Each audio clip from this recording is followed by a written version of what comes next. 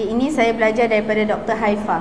6 perkara yang dia kongsikan, kita cek diri kita sama ada kita nak buat atau kita tak nak buat.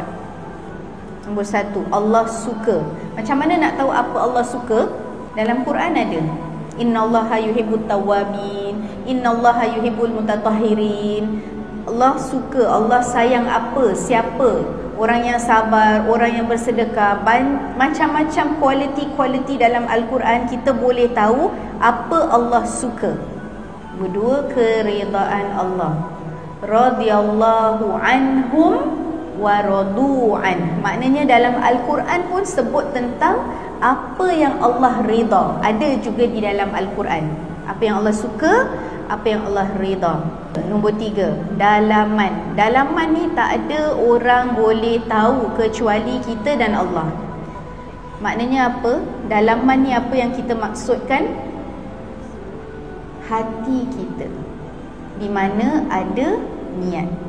Dalaman kita. Dan luaran. Dia tak boleh dalam niat baik, luar buat jahat. Tak boleh.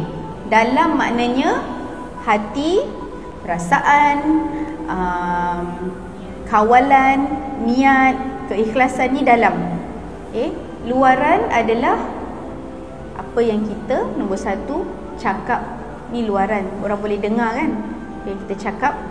Nombor 6, benda yang kita buat dengan kaki tangan kita, perbuatan, perkataan dan perbuatan. Jadi saya ulang apa 6 ni, perkara-perkara yang Allah suka, Allah reda dari dalaman kita dan luaran, dalam kata-kata dan juga perbuatan.